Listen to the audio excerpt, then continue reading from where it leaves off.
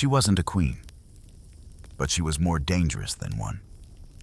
Udong had beauty that shook the court and a desire that defied kings. She slept with nobles, guards, even slaves, while still married to a royal prince. In the Confucian prison of Joseon, lust was a crime for women. And hers, poetic, blazing, unstoppable, led her to the rope. She died not for treason, but for pleasure. She was born in 1442, not under the shadow of a royal palace, but within the ancestral halls of the Eumseong Park clan, a name carved into the bones of Korea's elite, a family soaked in Confucian honor, in literary prestige, and in the quiet terror of reputation, where daughters were raised like porcelain, meant to reflect their father's names without ever making a sound of their own. Her given name was Pak Kuma, Po Chu Ma, an elegant arrangement of syllables that glided like silk through the corridors of learned men. But history would remember her by another name, Udong, a name later spat, whispered, censored, and finally immortalized. Not because it was noble, but because it was dangerous.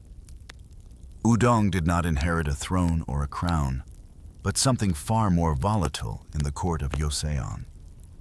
She inherited beauty, and not the demure kind celebrated in porcelain dolls and folding screens, but a kind that disrupted the air in a room, that made powerful men forget protocol, that made her presence feel like the sound of a bell in a hall, where silence was the law. Her eyes were said to be shaped like crescent moons dipped in ink. Her lips, always slightly parted as if holding back poetry. Her voice, a low melody that seemed less spoken than breathed, and all of it wrapped in an intellect that made ministers flinch and poets blush. For she was not just beautiful. She was articulate, clever, musical, and most dangerously of all, aware of what she was.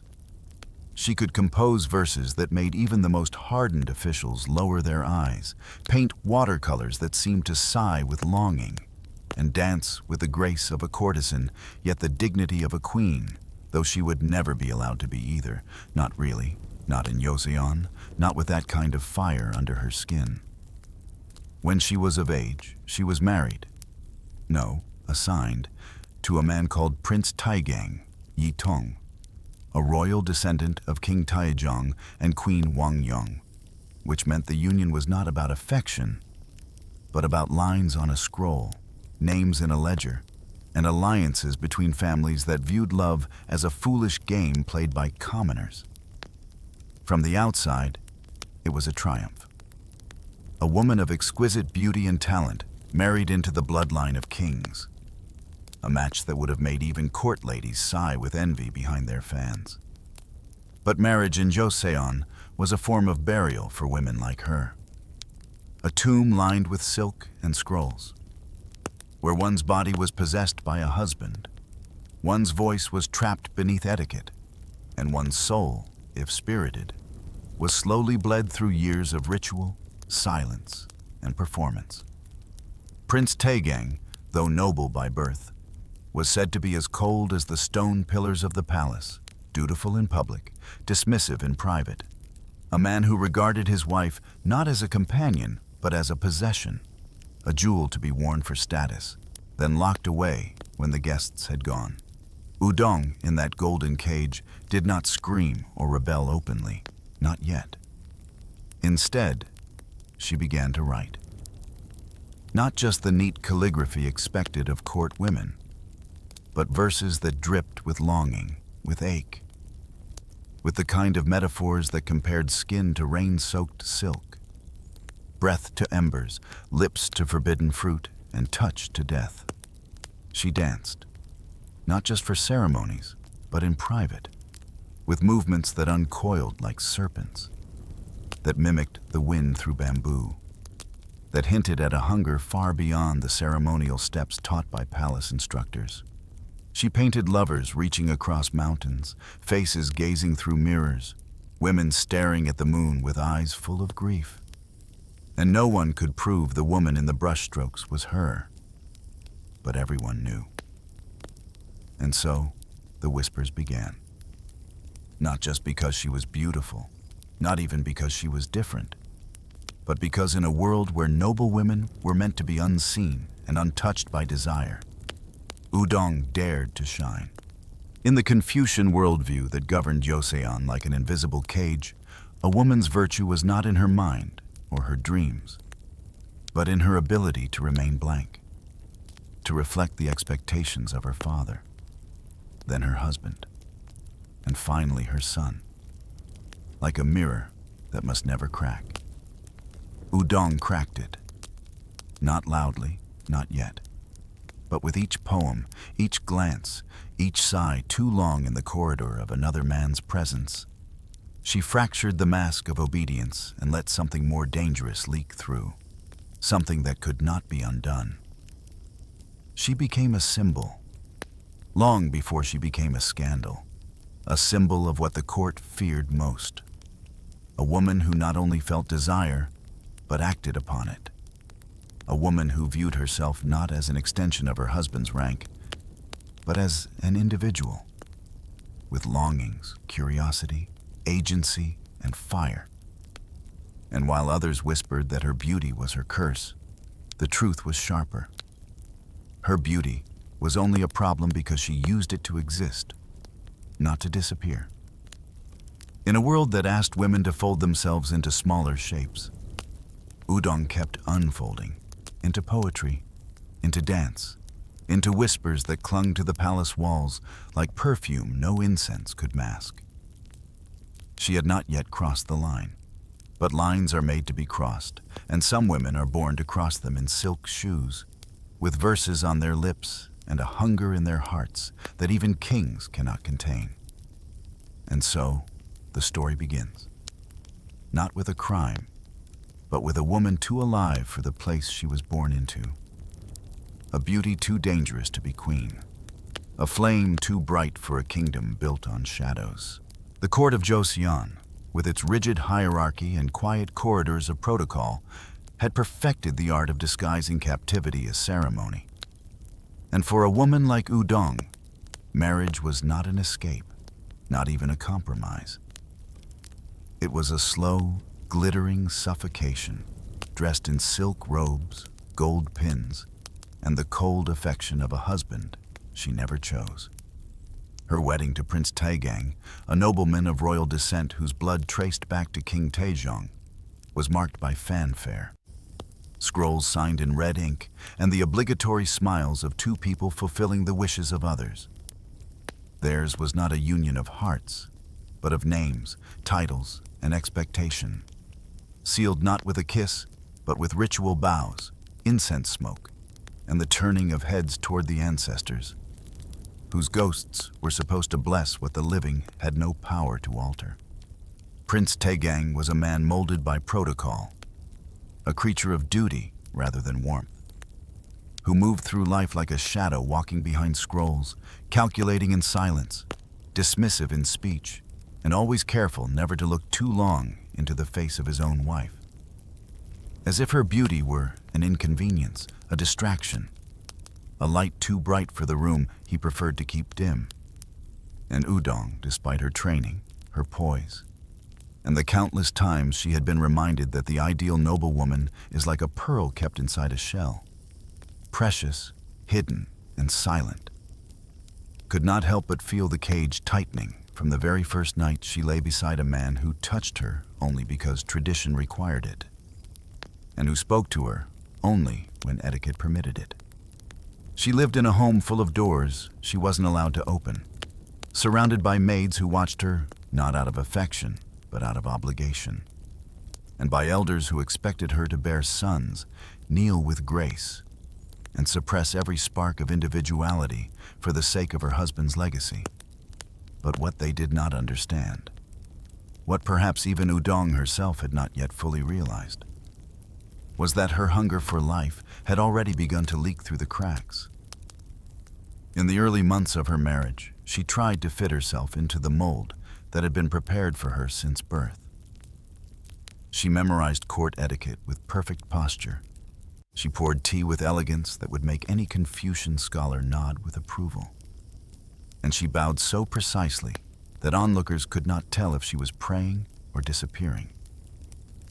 But when night fell and the palace quieted, when her husband left her chambers without a word, when the echo of her own breath became louder than any commandment, Udong began to reach for something else.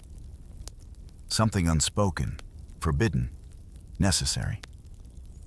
At first, it was her poetry. She would sit by the window, where the moonlight spilled like milk onto her writing desk, and she would craft verses not about filial piety or wifely virtue, but about bodies, about longing, about the way a single touch could ignite a woman more fully than all the incense in the Confucian temples combined. She did not sign her name. She folded the verses and hid them in the seams of her robes, beneath floorboards, within books, or in the shadows of courtyards where only moonlight dared to wander. And then came the dancing. Not the carefully regulated steps she had been taught as a child, with arms held at precise angles and feet moving only within the limits of propriety, but something more fluid, more intimate, more like a prayer that had no God to answer it. She danced alone when the halls were quiet and the maids had withdrawn, letting her sleeves fall like petals. Her breath matched the beat of her own heart, her body no longer an object to be admired from afar, but an instrument of expression, aching to be seen, to be felt, to be more than a vessel of ancestral duty. Her paintings followed. She began sketching faces, not always her own, but always feminine, always shadowed with longing, sometimes with eyes closed, sometimes reaching, sometimes sinking into water or fire. And though she never claimed them as self-portraits, there was something too alive in them, too intimate to belong to fiction. And in all these small, private rebellions, Udong was not seeking scandal. She was seeking herself. But in Joseon, a woman seeking herself was a threat, because a woman's purpose was supposed to be predetermined, wrapped in a name, a title, a lineage, and a man, not discovered through the messy, ecstatic, uncontrollable act of living. Her marriage had not broken her, but it had revealed something crucial, that obedience was not the same as peace, and that even the softest prison walls were still made of stone. She began to smile less in public and more in private. She began to avoid the ceremonial needlework and instead embroidered hidden symbols, phoenixes, waves, open eyes, into the hems of her robes. She began to hum melodies no one had taught her, melodies that seemed to rise from some forgotten depth inside her, where memory and desire mingled like ink in water. And most dangerously of all, she began to observe the men around her, not with the meek gaze of a subject, but with the curious glance of someone wondering what might happen if she ever stopped pretending she was blind. Because somewhere, between the silken nights of loneliness and the golden cages of daylight, a question had begun to take shape in her mind. A question that would eventually burn down the life that had been built for her. If men were allowed to desire, why not women? If kings could have concubines, why must queens have silence? And if love must be sanctioned to be sacred, what does that make of passion? Of pleasure? Of truth? Prince Taigang would never ask those questions. The court would never answer them, but Udong, in her golden prison, was beginning to hear the answers whisper through her blood. Not yet a scandal, not yet a crime, but soon, very soon. It began as all things forbidden do, with silence too long to be innocent. with glances held just a fraction beyond what was polite, with sleeves brushing in corridors where shadows whispered more loudly than courtiers, with verses left unsigned but unmistakably intimate. A language of desire written not in words but in breath, in posture, in the unbearable nearness of bodies that were never meant to touch. Udong, still bound by title and status, still cloaked in the invisible chains of Joseon's ironclad morality, had learned that within the palace, where everyone watched but no one saw, a woman's secrets could bloom like bruises beneath silk, hidden in the folds of poetry and the rhythm of her own footsteps echoing through marble halls. They say her first affair was not with a servant or a commoner, but with a court official, a man of education and refinement, someone who had once recited her poem back to her during a poetry gathering, softly, without accusation, as if asking for permission not just to speak it, but to understand her. Whether it was love or lust or loneliness, disguised as both, no one could say. But what mattered was not the man himself, but what his presence opened within her, a door that could not be closed once desire had entered. And from that first trembling kiss behind a lacquered screen, from the hurried caresses pressed between ritual duties and morning bells, from the breathless minutes stolen during moonlit strolls where silence had always been expected, Ŭudong crossed from longing into action, from symbol into scandal. One became two, two became four, four became too many to hide. She did not keep a list, at least none that survived. But the whispers that curled around the pillars of the palace carried names in hushed tones, names of nobles, eunuchs, musicians, and even, some claimed, royal blood. Men of every rank and station who, for a moment, were drawn into her orbit like moths not to a flame, but to a warmth they could neither name nor resist. For Ŭudong was not merely beautiful. She was aware. She understood the power of timing, of letting silence say what words could not, of stepping just closely enough to blur the boundary between accident and invitation. She never needed to seduce. She merely allowed herself to be, fully, unapologetically, radiantly alive, in a court that demanded women reduce themselves into obedience. And in doing so, she made desire itself visible, undeniable, dangerous. And yet, it was not pleasure she sought for its own sake, not simply the thrill of skin or the conquest of titles, but rather the reclaiming of her own body, the joy of expression in a world that had silenced her voice, the rebellion of feeling when numbness was the rule. Each affair, far from random, was a quiet act of resistance against a loveless marriage, against the rigidity of Confucian norms, against a system that allowed princes to keep concubines but condemned women for wanting anything at all.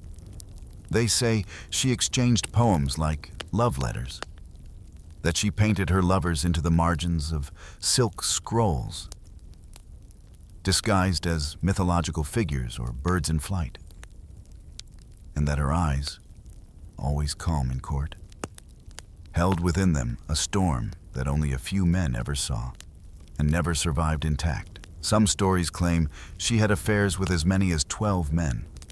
Others claim more. But numbers mattered less than what those names represented. An unraveling of the illusion that women, especially noble women, were merely vessels of chastity.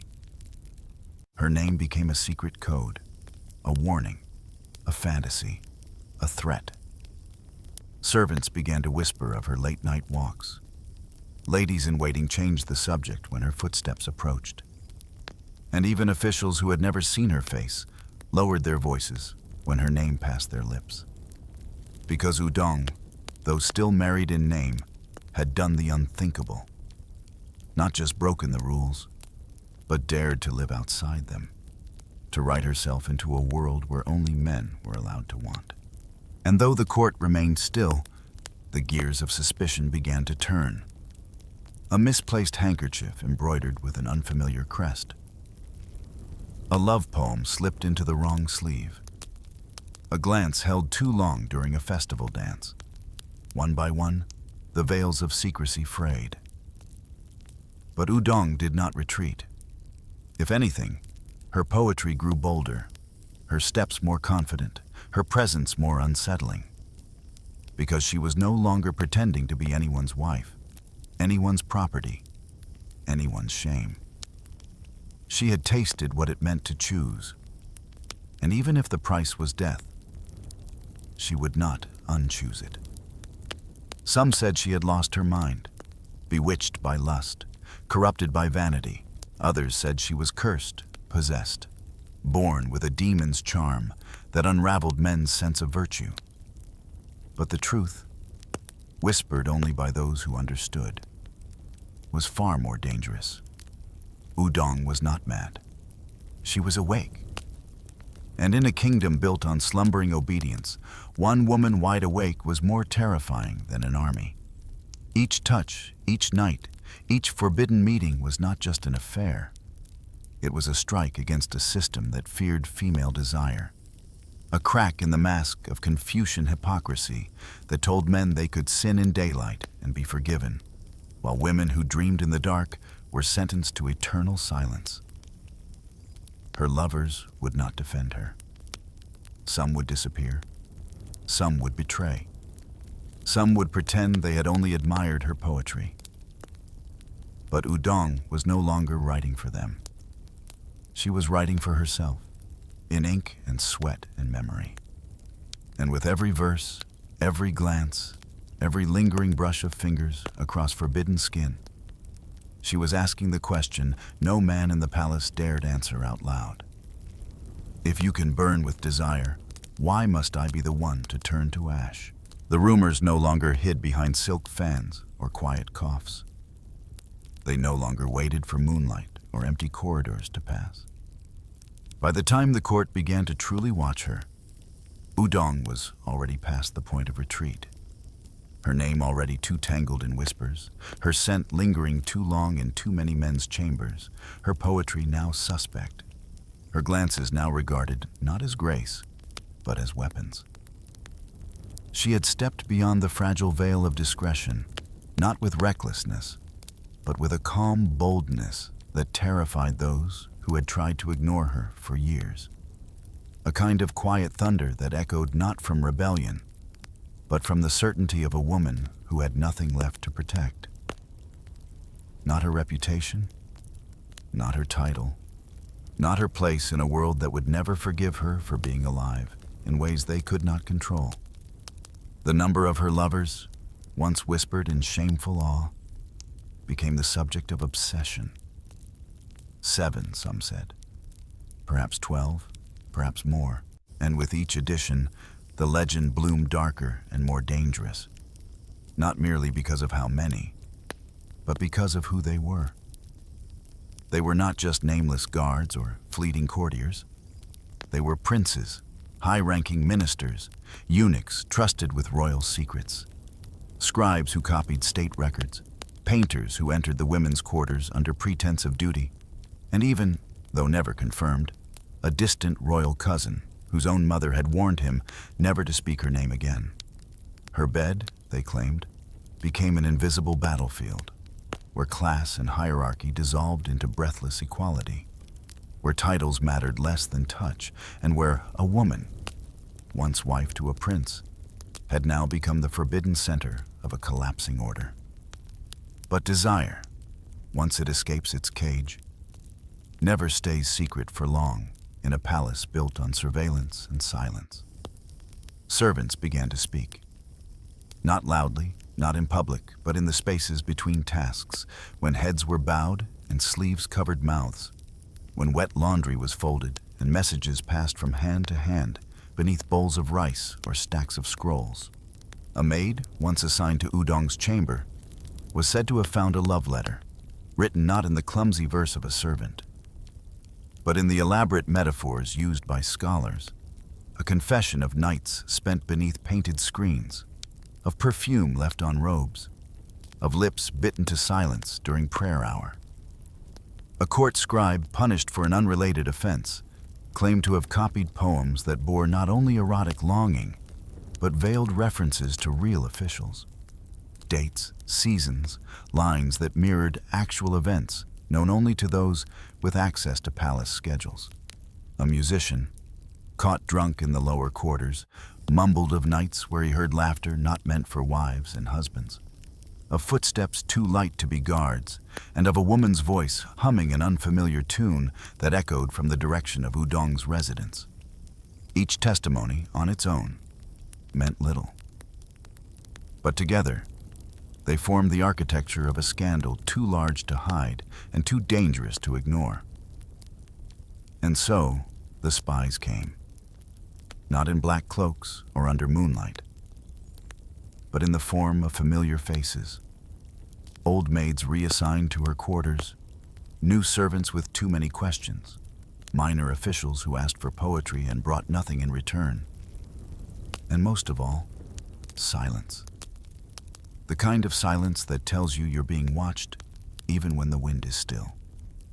Udong, aware of their presence, did not stop. Perhaps she believed herself untouchable.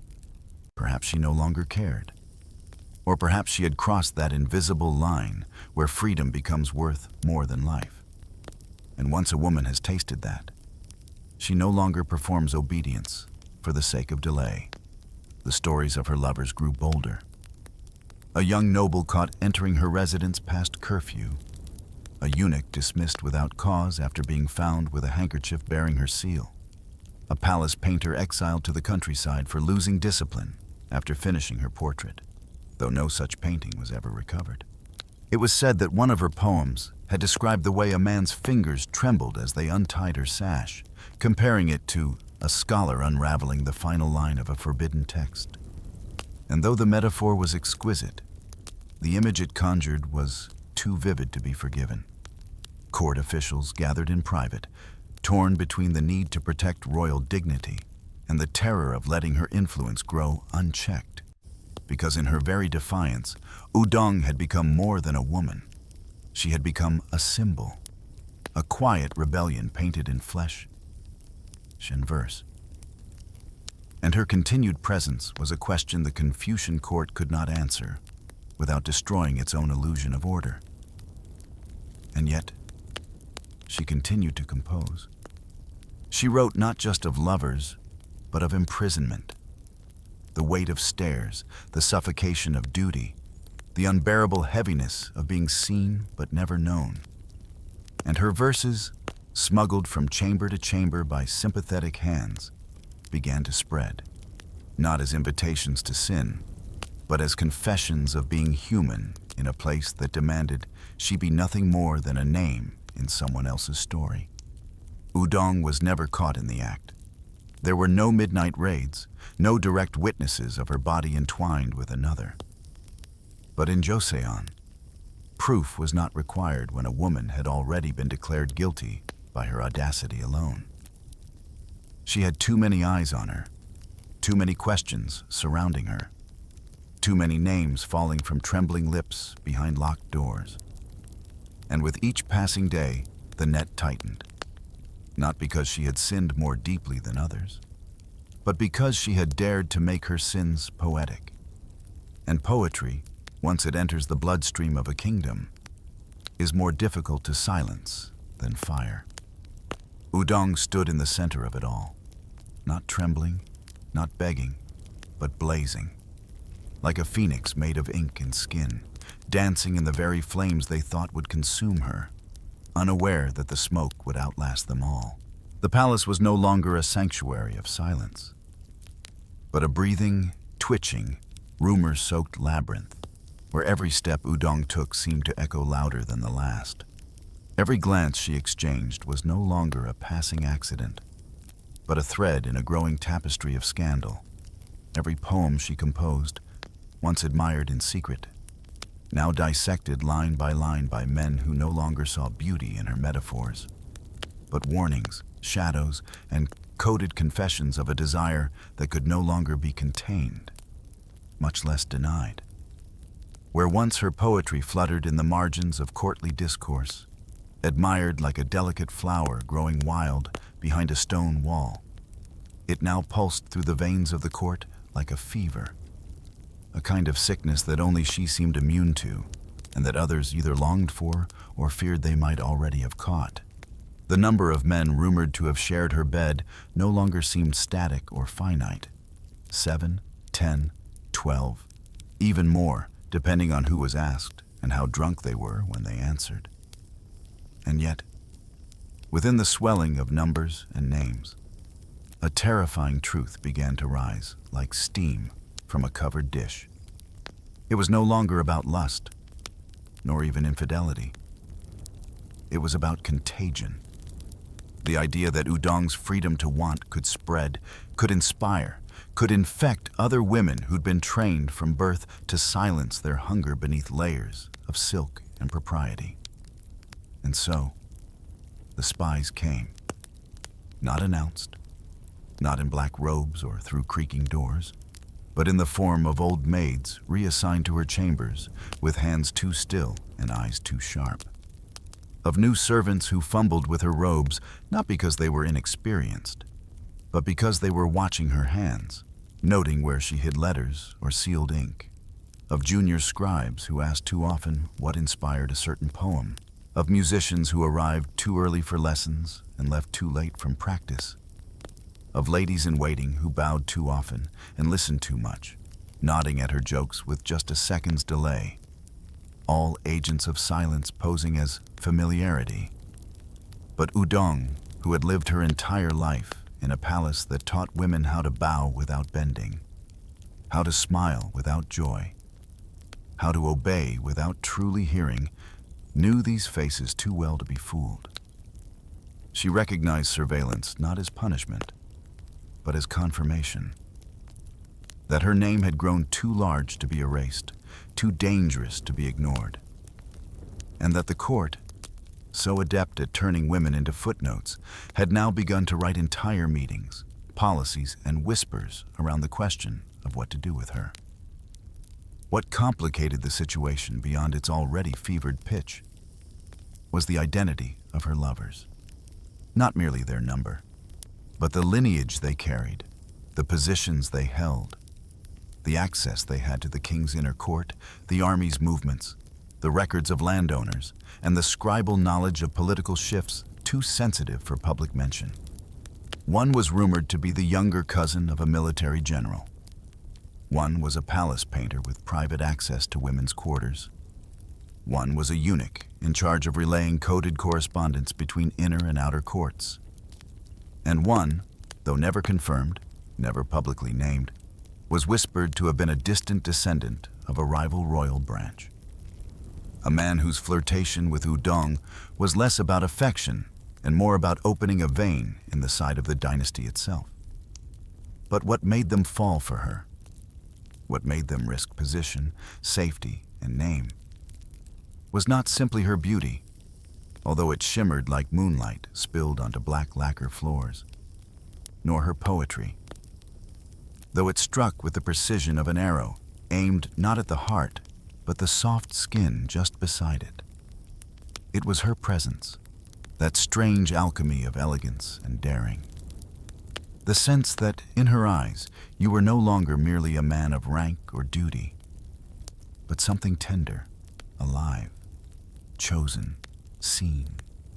And it was that, more than any kiss, any breathless rendezvous, any poem folded and passed under sleeves, that became her gravest offense in a society like Joseon's.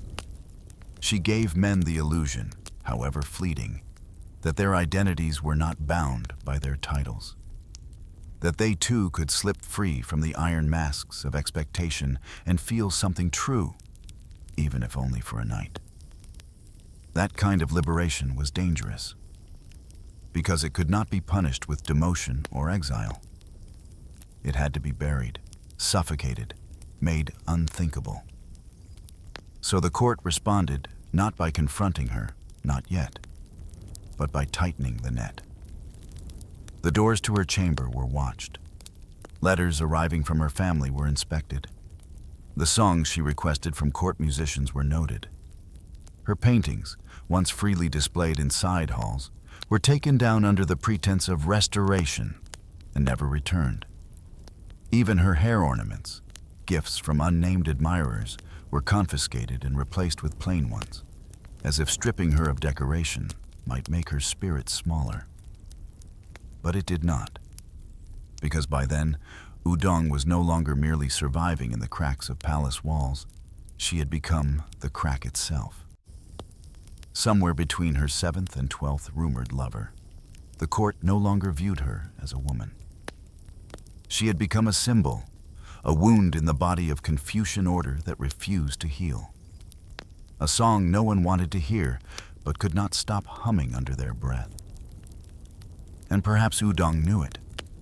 Perhaps she danced more slowly now, spoke more softly, smiled less widely, not out of fear, but out of mourning. Because even she understood that the story was no longer hers to write. It belonged now to the record keepers, to the judges waiting in the dark, to the historians sharpening their brushes to turn her into either a cautionary tale or a ghost. But still, she wrote.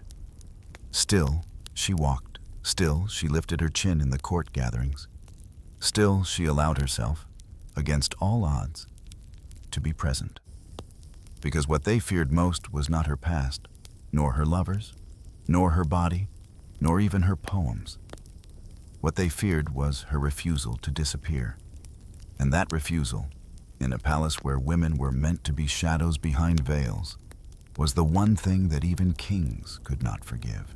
The fall did not come as a sudden thunderclap, but as a slow tightening of strings, a breath held too long, a silence that grew so heavy it began to bend the walls of the palace themselves.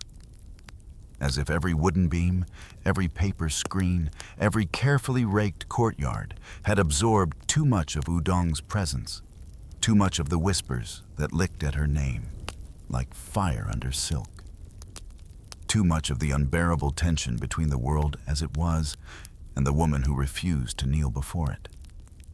By the year 1468, the scandal had swollen beyond the capacity of concealment, and those who once merely frowned in private now demanded action in public.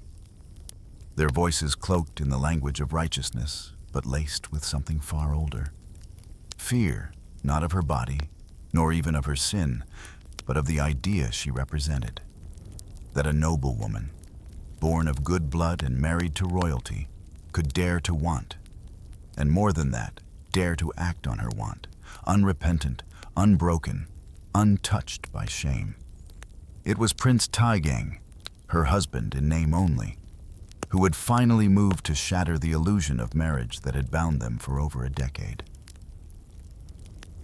A man who had long since stopped sharing her bed, who had ignored her as a flower placed on a windowsill to wilt without sunlight, who had never looked at her as anything more than a symbol of alliance, yet now stood before the court with a trembling lip and a scroll in hand, invoking not his own wounded pride, but the sacred laws of Confucian virtue, as if honor, not jealousy, had driven him to petition for divorce. The accusations were devastating in their clarity, repeated an egregious violation of moral conduct, endangerment of royal dignity, sexual indiscretion unbecoming of a noble woman, and perhaps most chilling of all, instigation of disorder through seduction and manipulation. She was not merely condemned for infidelity. She was accused of corrupting order itself, of setting a precedent that could not be allowed to stand, of challenging a kingdom's entire vision of what a woman, particularly a woman of her rank, was permitted to be. The petition, once submitted, ignited the court like a dropped flame on dry parchment. There was no need for trial yet, only shame, which spread faster than justice ever could. Her name, once sung in verses and painted in brushstrokes, now hissed through court corridors like a curse. Servants avoided eye contact. Ministers spoke in euphemisms.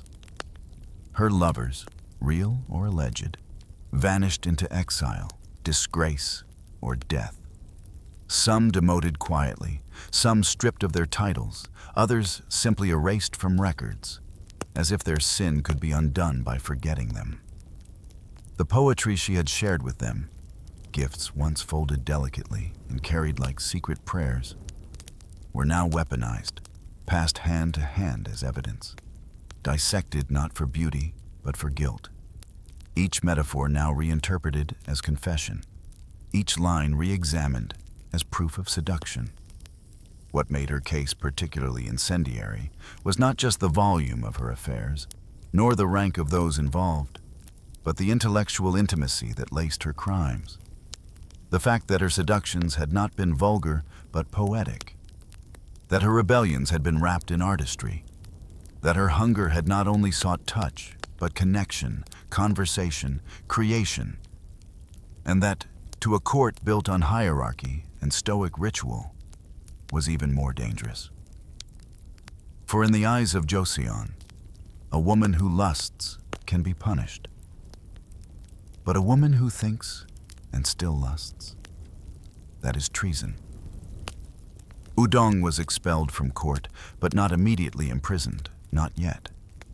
First came exile, the slow death of isolation, the erasure of her presence from every space she had once occupied. She was removed from the records of the prince's household, her name scratched out from ceremonial scrolls, her paintings taken down from guest halls, her poetry banned from gatherings, her belongings seized under the pretext of moral cleansing, and her once vibrant residence left locked, sealed, and unspoken of, as if the act of forgetting her could cleanse the air of her memory.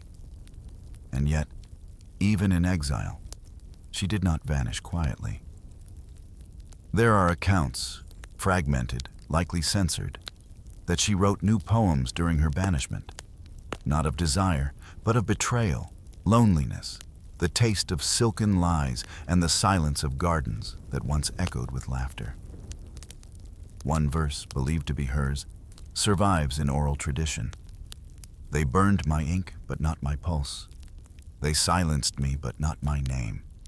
I danced for joy, not shame nor sin, yet still they call me flame.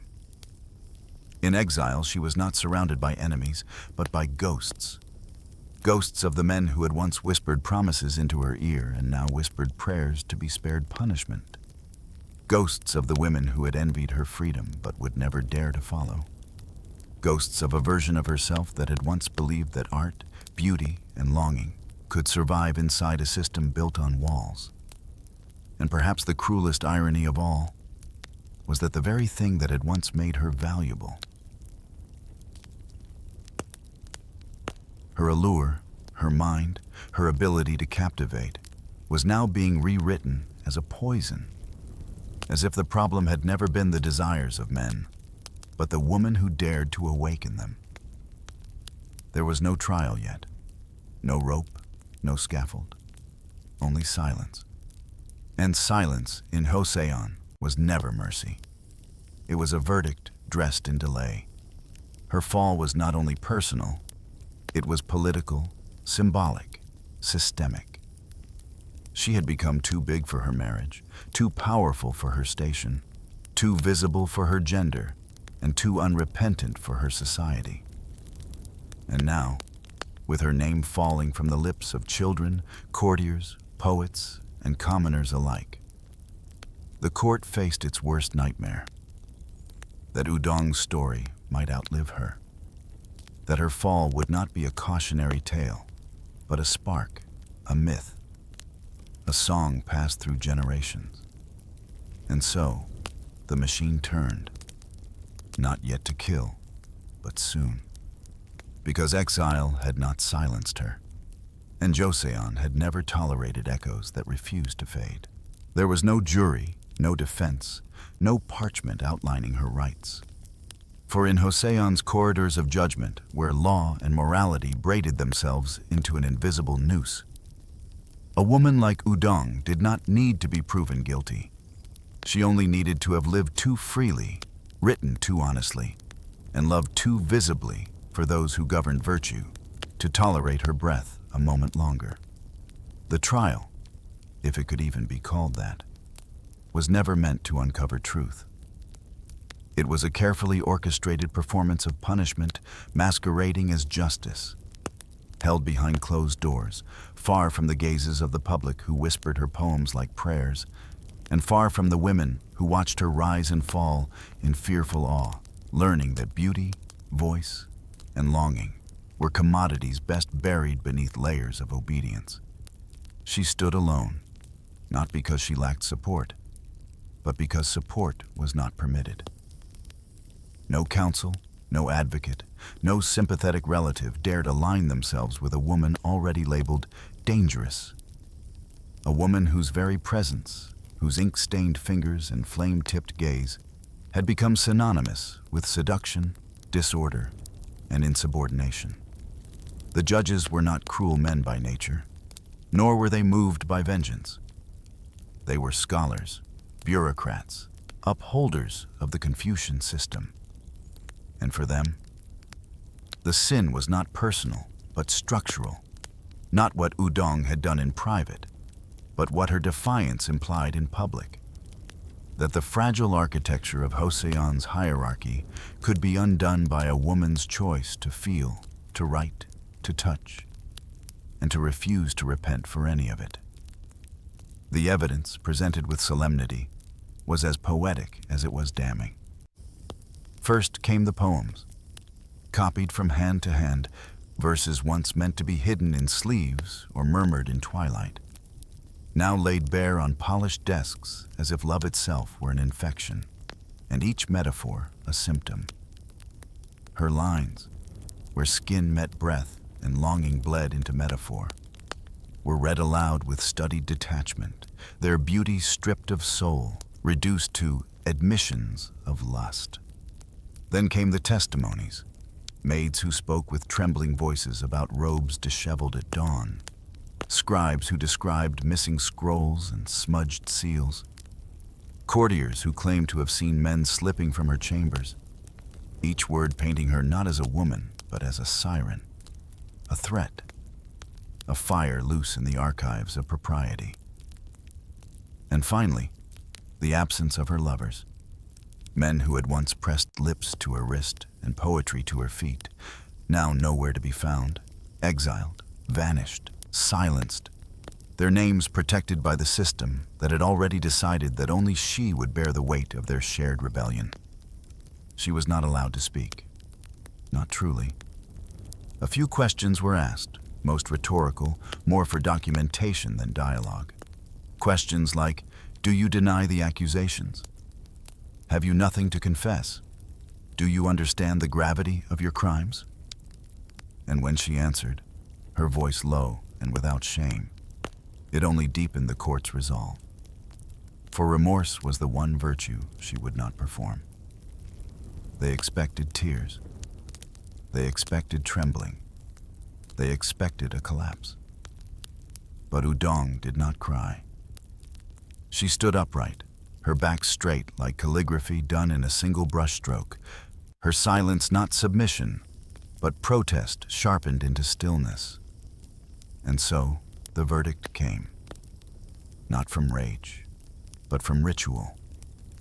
Death, not by fire, which would have been too symbolic, not by sword, which was reserved for warriors, but by hanging, a slow, deliberate, silent form of erasure, where breath is taken not in one clean gesture, but pulled thread by thread from the body, until even the soul forgets the shape of itself.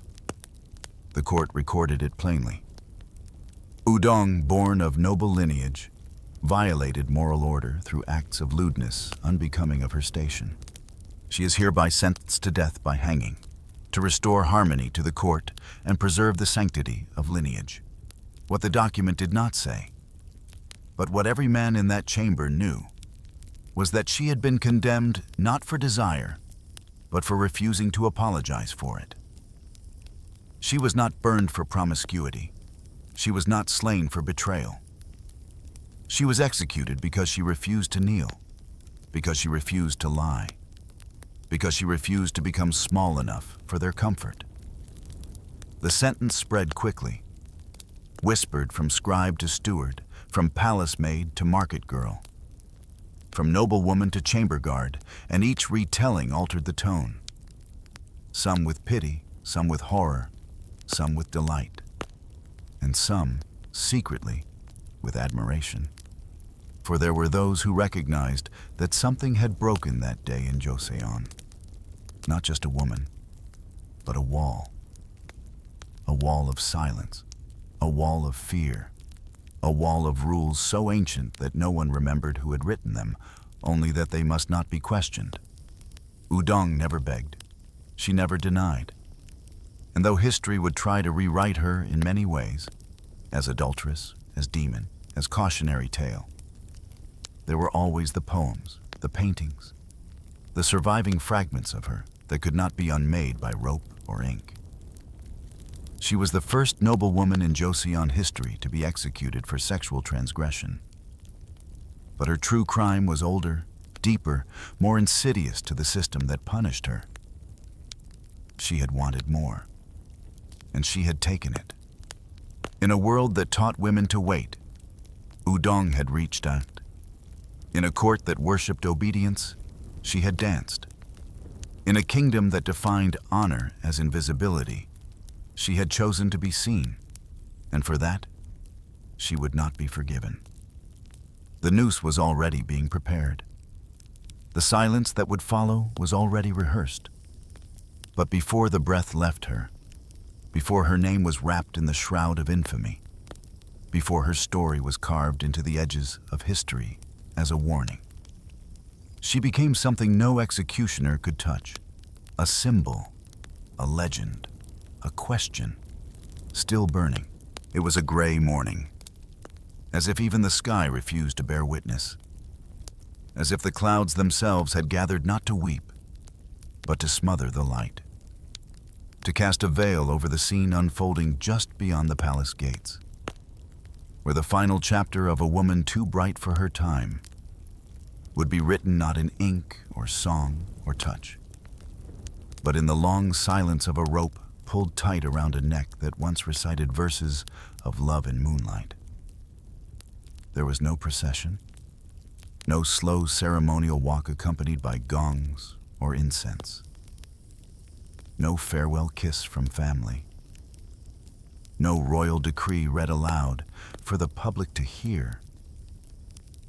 There was only a platform hastily constructed in the outskirts of Hanyang, and a scattering of commoners, servants, and officials who came not to mourn, but to observe, as one might observe the closing of a gate that had been left open for too long.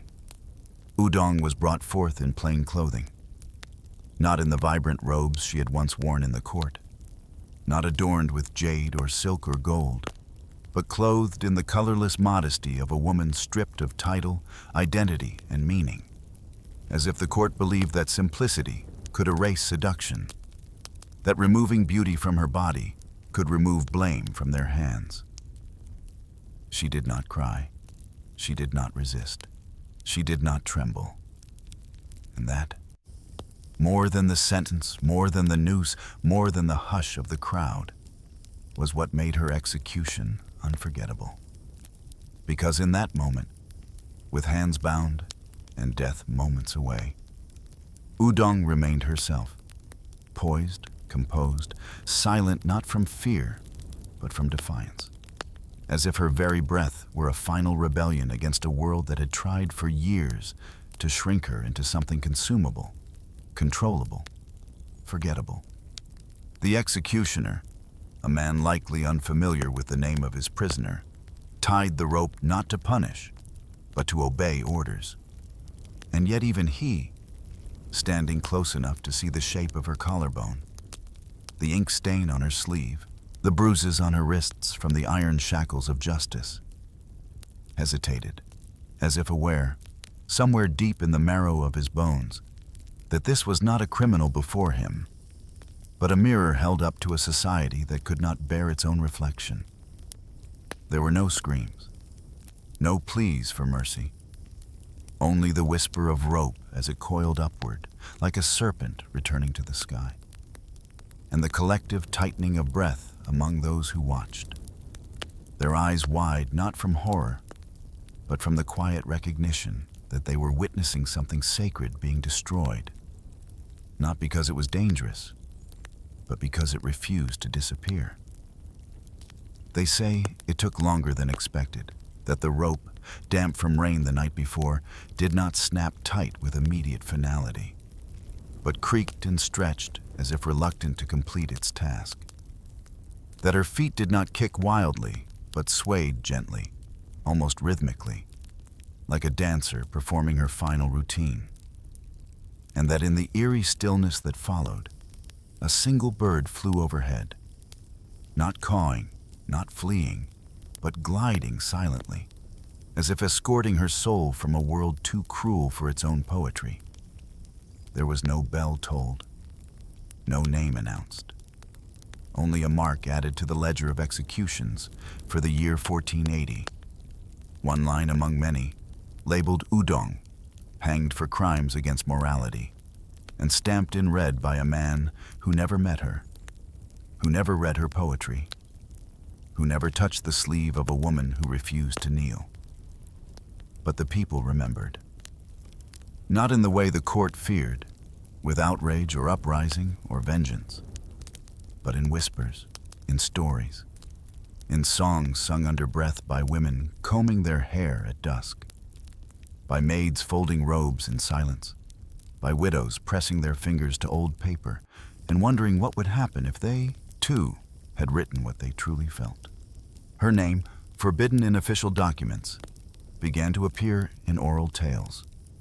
A woman who seduced 12 men, or 72, or none at all, depending on who was telling it. A noble courtesan, or a cursed witch, or a reincarnated fox spirit, or a wronged goddess from an older time, before laws turned love into crime.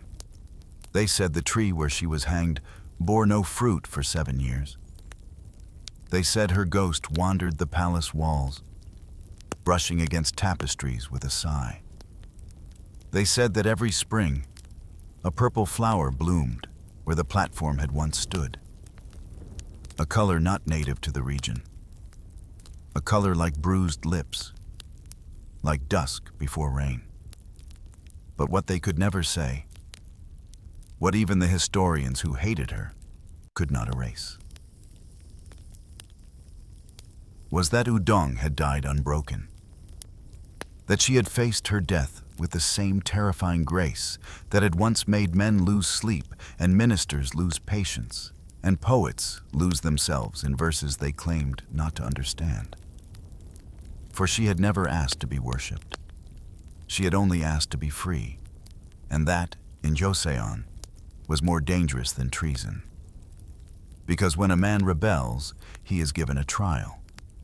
When a woman rebels, she is given a diagnosis. And when she refuses both,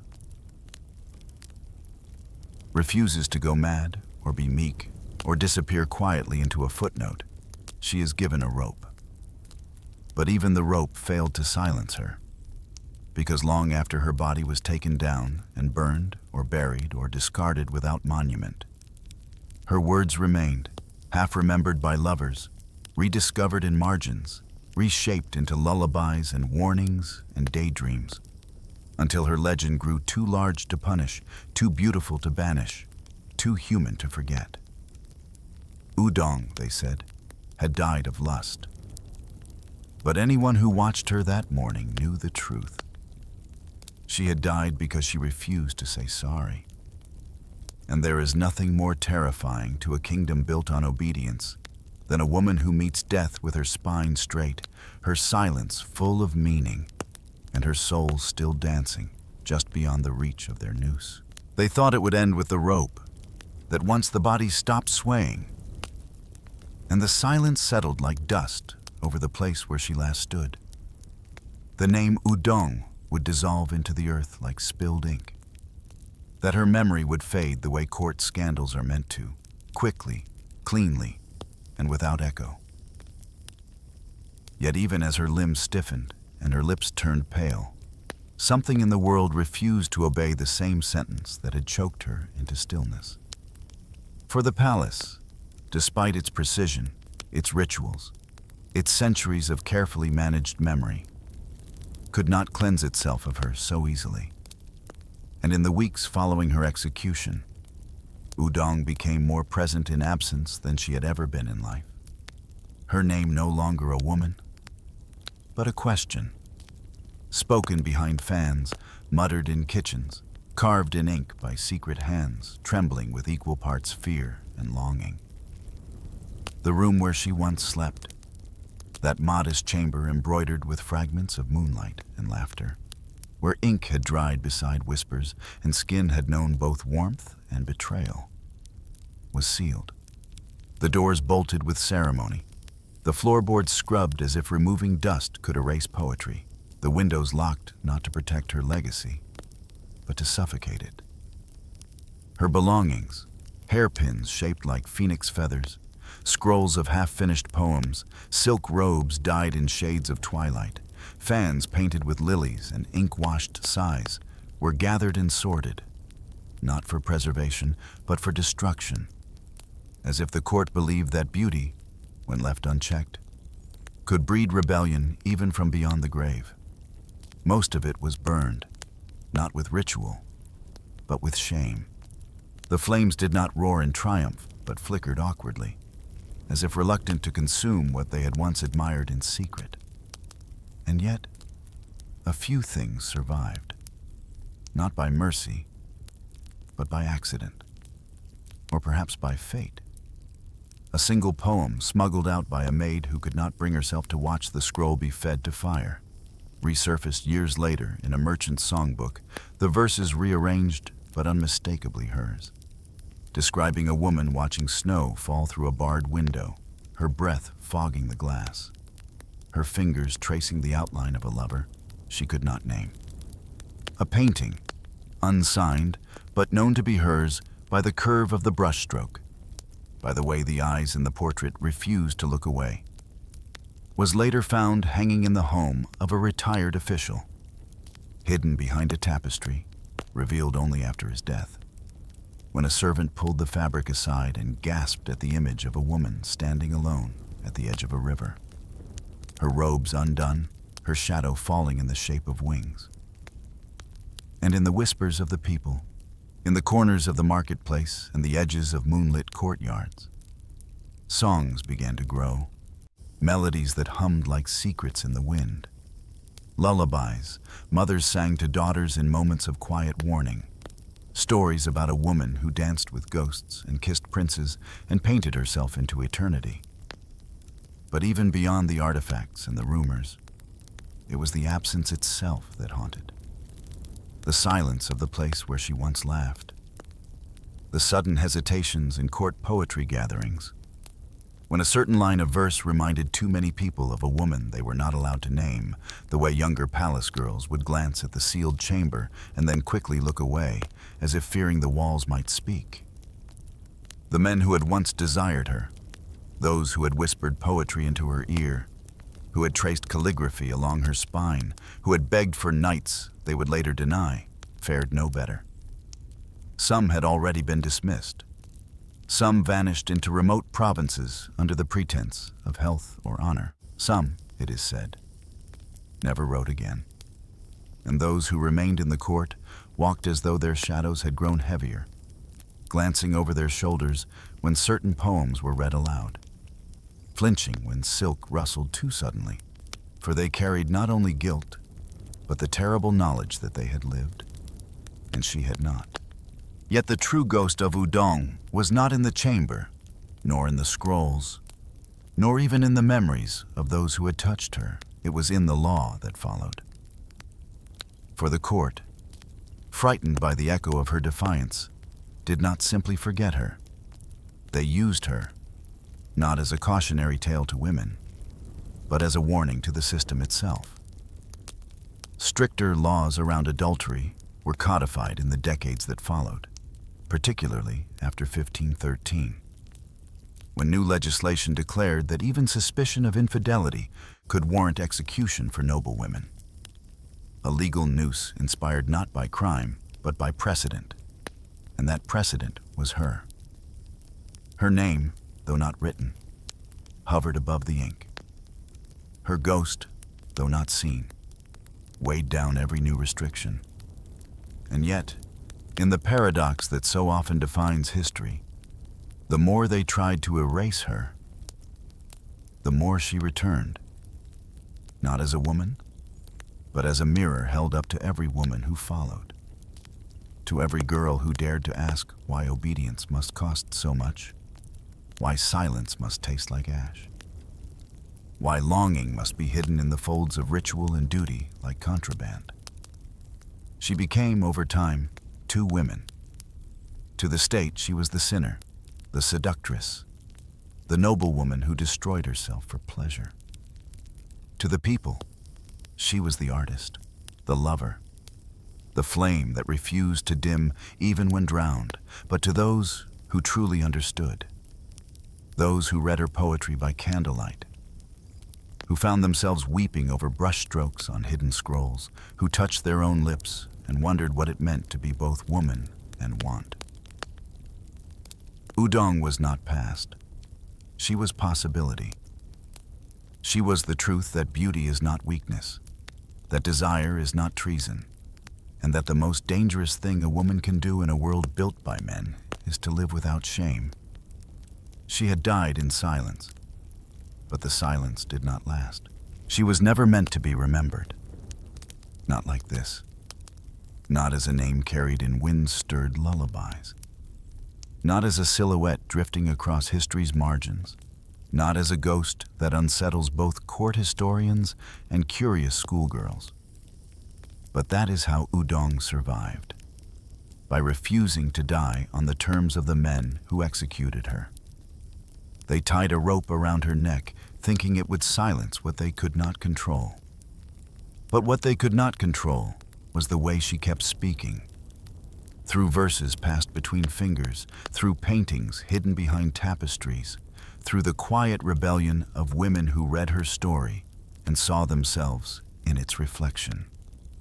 Because this was never just about lust, never just about adultery, never just about the number of names whispered against her skin. It was about a woman who dared to believe she could be whole, intelligent, sensual, talented, and unashamed. In a world that only made room for fragments of femininity, the obedient wife, the silent daughter, the grieving widow, the distant queen. And that was what frightened them. Not her beauty, not her poetry, not even her lovers, but her refusal to disappear. As the narrator of this story, I do not ask you to forgive her. She does not need your forgiveness, nor do I ask you to pity her. She would have laughed at your pity. All I ask is that you see her, not as a cautionary tale carved into law books, but as a human being. A woman with a pulse and a voice and a fire that refused to be extinguished, even when the rope left bruises on her throat and silence in her lungs. Because Ŭudong was not destroyed, she was transformed. From flesh into story, from scandal into myth, from punishment into memory. And memory, once ignited, is not so easy to kill. So perhaps the real question is not why she was executed, but why we are still afraid of her. Why centuries later, the idea of a woman who chooses, who wants, who creates, who disobeys, still makes people uncomfortable. Why her name still lingers like perfume in forbidden rooms. Why her voice still hums in the hearts of those who were told they were too much, too loud, too soft, too bold, too free. And why, no matter how many times they tried to bury her, she always came back. Not as a lesson, but as a mirror. If this story moved you, if you believe more voices like Ŭudong's deserve to be heard, please subscribe to the channel. Here, we tell stories of real people erased by time, misunderstood by power, and reborn through truth. Click the bell so you never miss an echo from the past that still speaks to us today. Thank you for listening. Thank you for remembering. And thank you for keeping her alive. The story is over, but she is not forgotten.